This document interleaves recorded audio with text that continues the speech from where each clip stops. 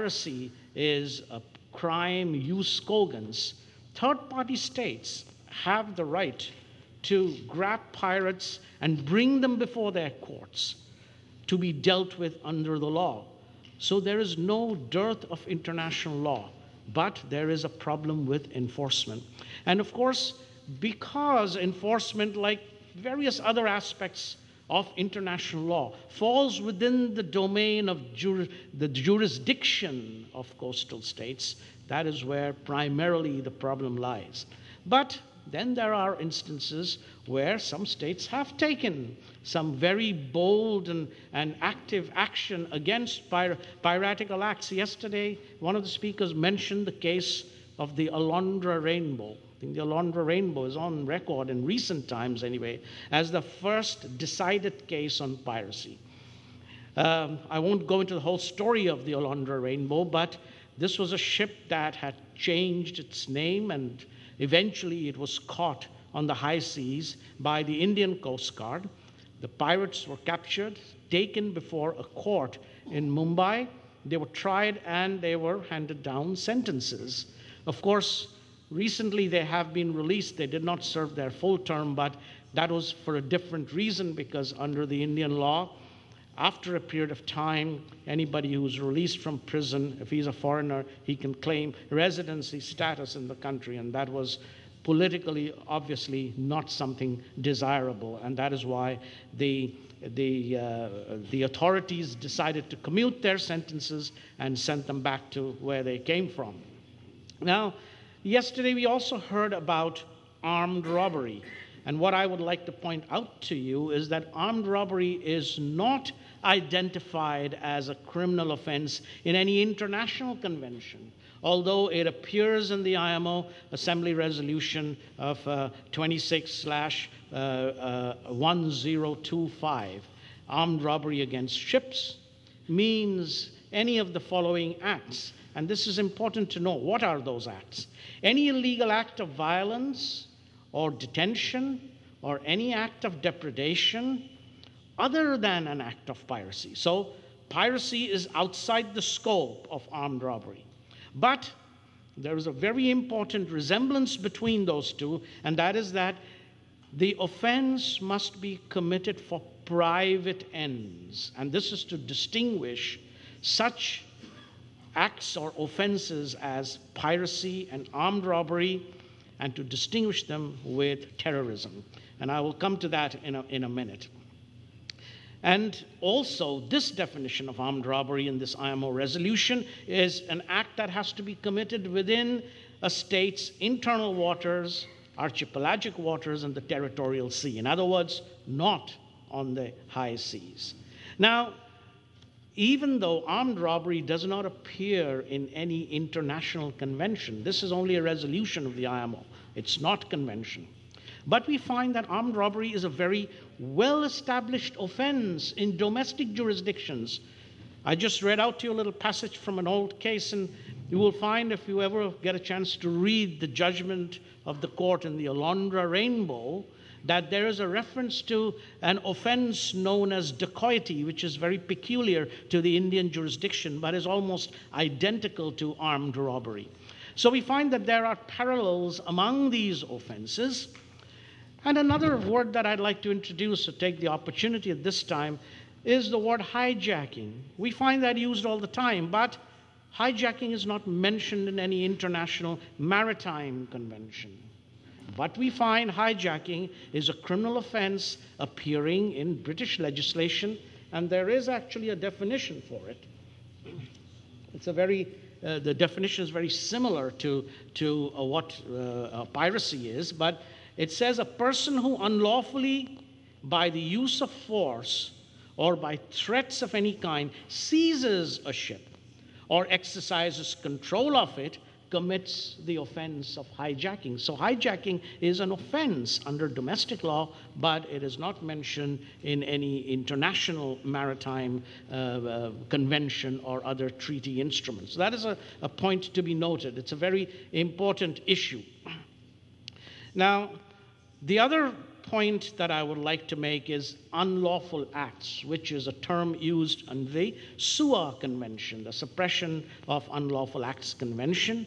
We know that the convention was adopted in response to the Achille Lauro incident in the Mediterranean Sea, the Italian cruise ship that was taken over by a bunch of criminals. And that was a hijacking case. Less than 2 years ago, there was the incident of the Arctic Sea, in the Baltic Sea. The name of the ship was the Arctic Sea. That was a hijacking incident, but there was no international convention law that would identify hijacking as an international crime in the way piracy is identified as an international crime. So this leads us to what then was the purpose of the SUA Convention. The SUA Convention was somewhat of a stopgap measure. It was used to deal with these kinds of acts that cannot be considered as piracy because they did not take place on the high seas. And of course, if we look at the background papers to the SUA Convention as well as the preamble to the convention, we know that the purpose of the convention was to attempt to prevent maritime terrorism. But I would venture to say that apart from the fact that armed robbery is not embedded as a criminal offense in the SUA Convention either, and hijacking is not, but offenses are described in the convention, and sometimes there are downsides to actually describing an offense.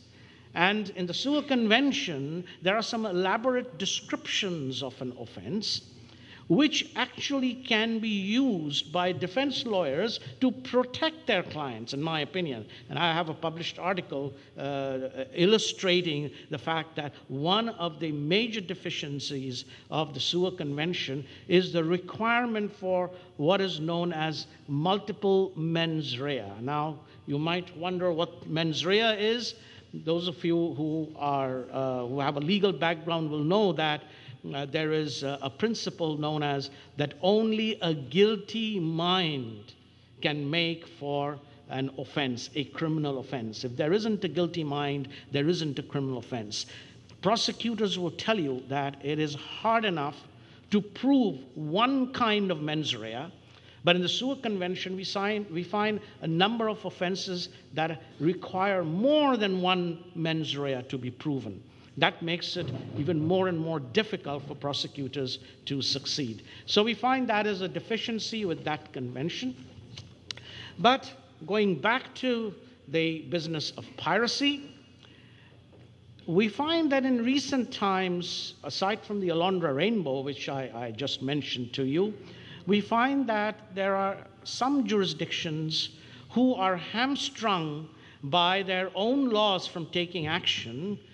They cannot bring the pirates whom they capture back to their own jurisdictions to try them under their own laws because of constitutional impediments or practices and procedures that are not compatible with what the enforcers of the law wish to do.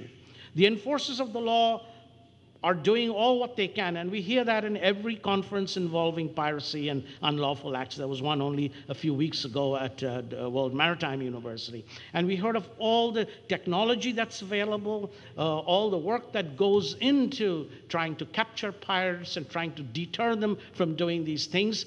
But I think the problem is with the judicial enforcement, mainly, of piracy that still needs to be resolved, and there isn't any easy answer to that. But I'll refer to you two cases in Kenya. One was in 2006, and another one as recently as this year, earlier in May. The 2006 case was a bunch of pirates gotten hold of an Indian flag ship. They were rescued by a vessel of the United States Navy, who then handed over the pirates to the Kenyan authorities. They were tried in the Kenyan courts, and the only issue that arose during the proceedings was a question of which court within the Kenyan judicial system had the jurisdiction to deal with the matter. Another case is as recent as 2010, where a fishing dhow was captured by pirates, And eventually, of course, the coastal state authorities intervened. They were able to take the perpetrators, and this time the matter went to the High Court in Kenya. And again, the High Court pronounced judgment to say that even a lower court, that is the magistrate's court in Kenya, had jurisdiction to deal with pirates. And this, I'd like to impress upon you, is relics of the colonial laws that the British had instituted in many of their colonies, we find are becoming quite useful in dealing with piracy cases, because under the English law, piracy was not just an international crime, but a domestic crime as well. And jurisdiction was always there in the courts to deal. For various reasons, many countries are unable to use the jurisdiction but what we find here in these cases that I've mentioned is that piracy has been dealt with, and penal sanctions have been handed down against pirates quite successfully. Is there a solution? I'm not quite sure, but being in the maritime business for quite a long time and being involved in other issues of maritime matters, one possibility is for countries to harmonize their enforcement laws, and I'm not talking about the enforcement in practical or physical terms, but rather the judicial enforcement, the punishment of the pirates and the criminals that are caught, that it may be possible to arrive at some form of memorandum of understanding, etc. But that all remains to be seen whether that will at all be possible. Extradition has posed problems because different states have different laws relating to how they deal with capital criminal offenses such as piracy. Now, there is an extradition treaty between the United States and Canada, but Canada will not send back an offender to the United States for trial there if it is known that capital punishment will be imposed, because under the Canadian constitutional law, there is no capital punishment. So this incompatibility, of course, is a very big hurdle that needs to be overcome if punishment and sanctions for things like piracy will attain any kind of international success. Thank you very much.